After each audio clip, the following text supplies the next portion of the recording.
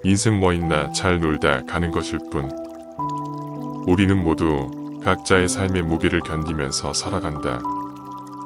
재정적인 무게, 직장에서 지위에 대한 무게, 가정에서 부모의 책임에 대한 무게, 자식으로서 기대감에 대한 무게들로 한없는 중압감에 시달리면서 살아간다.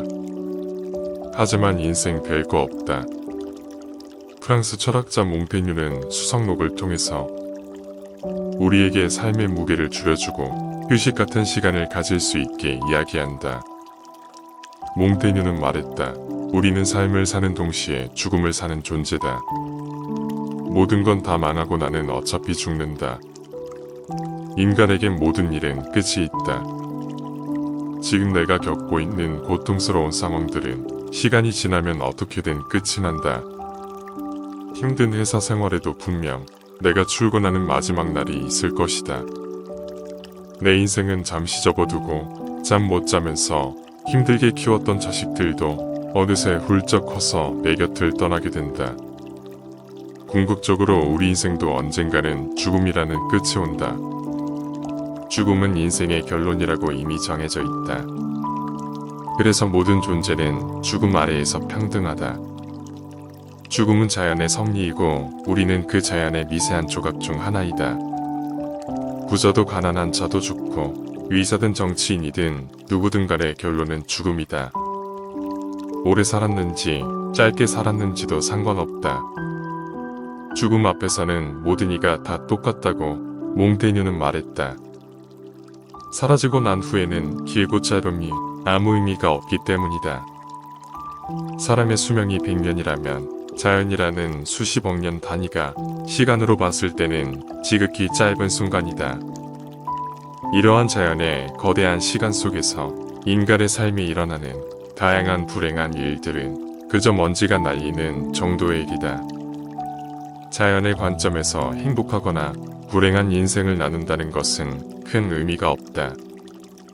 죽음은 우리가 유한한 존재인 것을 깨닫게 해준다.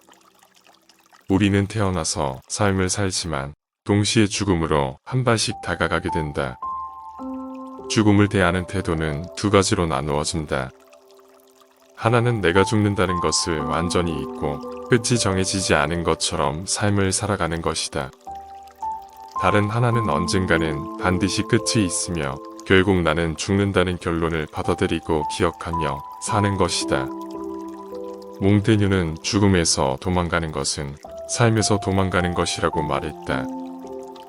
그래서 인간은 온전히 죽음이라는 사실을 받아들여야 한다고 강조했다. 죽는 것은 아름다운 자연의 섭리이며 인생의 끝을 받아들이고 직시하는 것이 삶의 진짜 모습을 볼 수 있는 좋은 방법이라고 말했다. 죽음이 가까이 다가오면 우리 삶의 본래 모습이 드러난다. 내가 죽기 직전에 소중하다고 생각하는 것들과 기억들이 나에게 진짜 소중한 것이라는 사실을 깨닫게 될 것이다. 인생에는 우선순위가 있다. 인생에서 내가 무엇을 중요하게 생각하고 무엇을 덜 중요하게 생각하는지에 대해 끊임없이 가치 판단을 하게 된다. 그리고 그것을 통해서 행동하고 인생을 살아간다. 우리가 언젠가는 죽는다는 사실을 직시하고 인생의 우선순위를 다시 한번 정리해보자. 한 호주 여성이 생활비를 벌기 위해 영국에 있는 양로원에서 노인들의 병건호를 했다. 노인들은 죽기 직전에 평생 사는 동안 후회되는 일들을 그녀에게 이야기했다. 그녀는 많은 사람들의 이야기를 들었지만 후회되는 이야기는 신기하게도 공통적으로 반복된다는 사실을 깨달았다. 첫 번째, 내가 나다운 삶을 살지 못하고 타인이 원하는 삶을 살았다. 두 번째, 그렇게 열심히 살 필요가 없었다. 대신 가족들과 더 많은 시간을 함께하지 못한 것을 후회했다. 세 번째, 자신의 감정을 더 솔직하게 표현하지 못한 것을 후회했다. 네 번째는 친구들과 좀 더 연락하며 살지 못한 것이 후회된다고 말했다. 마지막으로 행복은 결국 자신의 선택에 달려 있는 것이다. 남들에게 빗대어 나의 행복을 판단한 것을 후회한다고 이야기했다. 돈을 더 벌어야 했었다. 더 큰 집에서 살았어야 했었다. 내 말은 재물에 관련된 이야기를 한 사람은 아무도 없었다고 한다. 삶이 별거 없다는 것은 이러한 맥락에서 설명된다. 지금 우리가 중요하다고 생각하는 것들을 다시 재정립해 볼 필요가 있다. 나를 괴롭히고 삶을 더 무겁게 만드는 이슈들이나 상황들이 정말 나에게 있어 중요한 것인지 고민해 보아야 한다. 어쩌면 내가 작게만 생각했던 평범한 일상들이 나에게 있어 세상에서 가장 소중한 것들이었을 수 있다. 내가 죽기 전에 떠오르는 기억으로 가져가는 것들이기 때문이다. 지금 살고 있는 나의 평범한 삶이 사실은 위대한 삶이었다는 것을 발견하게 될 수도 있다. 결론적으로 나에게 고통을 주고 괴롭게 만드는 것들은 사실은 별게 아니다. 그 고통이 죽을 때 생각날 확률이 매우 낮다면 말이다. 그러면 몽테뉴는 좋은 삶에 대해서 어떻게 말하고 있을까? 몽테뉴는 죽음은 결론이자 결과는 되지만 삶의 목표는 아니라고 말했다. 죽음을 통해서 우리는 어떻게 살아야 할지 좀 더 나은 깨달음을 얻을 수 있는 것이다. 그리고 몽테뉴는 좋은 삶에 대해서 말했다. 춤을 추고 싶을 때는 춤만 춘다. 잠을 잘 때는 그냥 잠만 잔다. 산책을 하다가 다른 생각이 들면 그 생각을 걷어내고 다시 산책에 집중한다. 휴식을 취할 때는 온전히 휴식한다. 인간에게 있어 최고의 작품은 우리가 평범하게 사는 일상생활이다.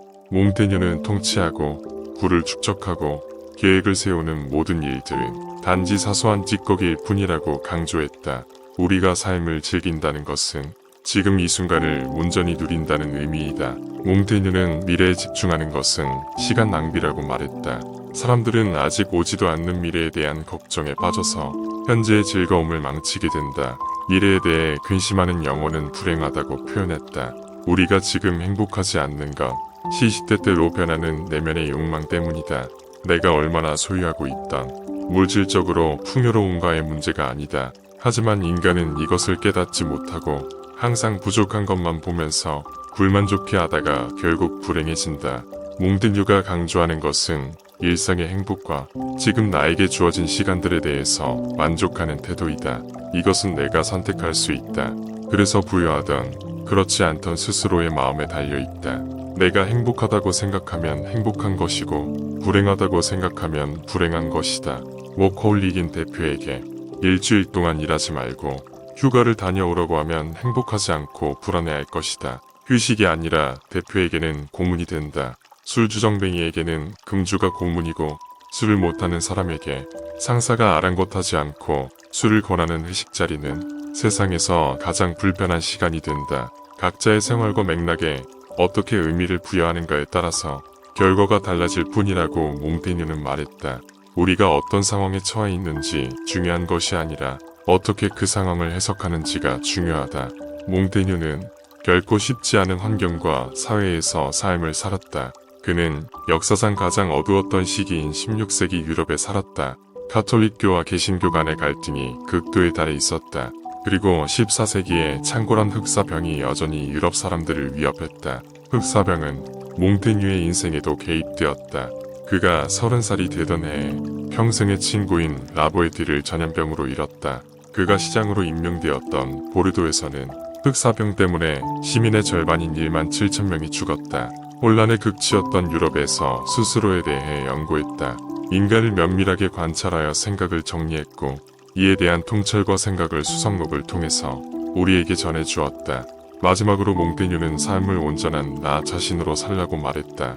타인을 향한 시선은 거두고 모든 관심과 생각을 오직 자기 자신에게 쏟아 부어야 한다. 삶에서 판단과 평가를 내릴 때 남들의 기준이 아니라 내면의 기준으로 모든 것을 스스로 평가해야 한다. 매일, 매 순간 타인을 향해 있는 시선을 나에게 돌려서 나라는 존재가 있다는 것을 먼저 느껴야 된다. 내가 무엇을 좋아하고 어떠한 생각을 하고 있는지 자신을 이해하기 위한 노력도 멈추지 않고 고민해야 한다. 나의 기쁨은 내 스스로 결정하고 타인에 의존하는 기쁨은 경계하는 것이 좋다. 나의 행복을 타인에게 좌지우지되게 맡긴다면 스스로는 행복해질 수 없다. 내가 바꿀 수 있고 의도할 수 있는 건 오직 나 자신밖에 없다.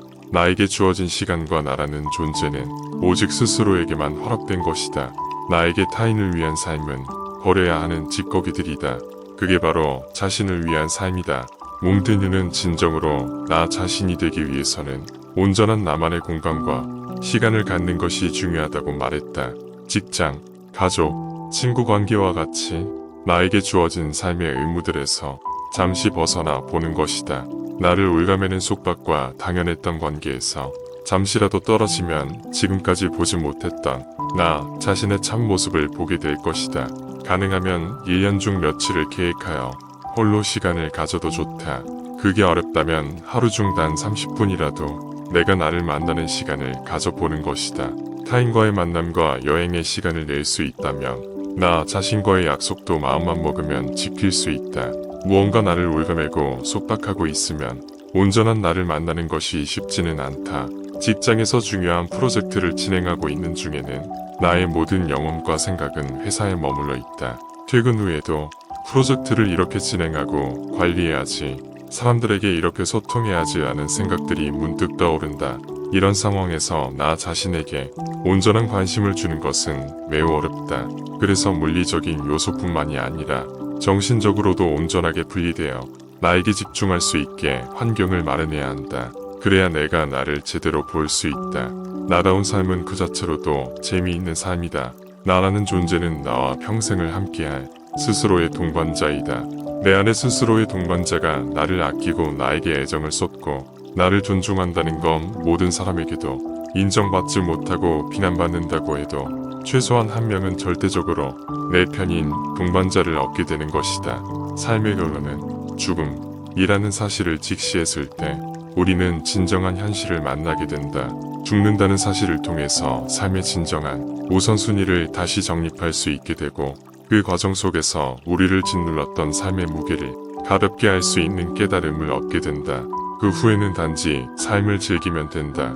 살아가고 있는 지금 이 순간을 즐기고 나라는 사람을 최우선으로 하는 스스로의 동반자와 함께 존중하면서 재미있게 살면 된다. 살아있다는 그것만으로 충분해. 인생 별거 있나? 잘 놀다 가시게 돼. 이상 몽드뉴가 쓴 수상록입니다. 시청 감사합니다.